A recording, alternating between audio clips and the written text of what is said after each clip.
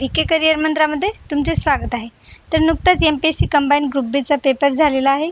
या पेपरमध्ये दारिद्र्य या टॉपिकवर क्वेश्चन विचारण्यात आला होता। एस महेंद्रदेव आणि सी रवी यांच्या समितीविषयी क्वेश्चन विचारण्यात आला होता। त्याबद्दल आपण थोडक्यात माहिती बघून घेऊया। NSS म्हणजेच काय, नॅशनल सॅम्पल सर्वे। NSS एक आकडेवारी प्रसिद्ध करत असते। या आकडेवारीतून आपण दारिद्र्य रेषा काढली जाते। दारिद्र्य टोपली याच्या आधारावर दारिद्र्य रेषा ठरवली जाते। ठीक आहे, हे आपल्याला माहिती आहे। तर 1973-74ला दारिद्र्य टोपलीमध्ये आरोग्य व शिक्षण यावरील खर्चाचा समावेश केलेला नव्हता।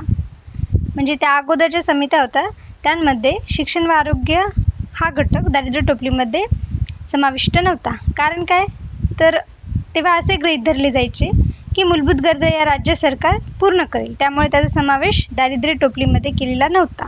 पण अलीकडच्या काळात शिक्षण व आरोग्य या सेवांवरील वाढत्या कौटुंबिक खाजगी खर्चांमुळे हे जे घटक आहे आरोग्य व शिक्षण हे गरिबीच्या अंदाजामध्ये ॲड करणे फार गरजेचे होते। त्यामुळेच एस महेंद्रदेव व सी रवी यांनी हा जो घटक आहे आरोग्य व शिक्षण या खर्चाच्या आधारे दारिद्र्य रेषेखालील लोकसंख्येची गणना करण्याचा प्रयत्न केला आहे।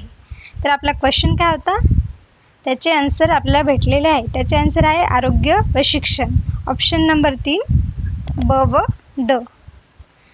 जर तुम्हाला व्हिडिओ आवडला असेल तर चॅनलला लाईक, शेअर, सबस्क्राईब नक्की करा। थँक्यू।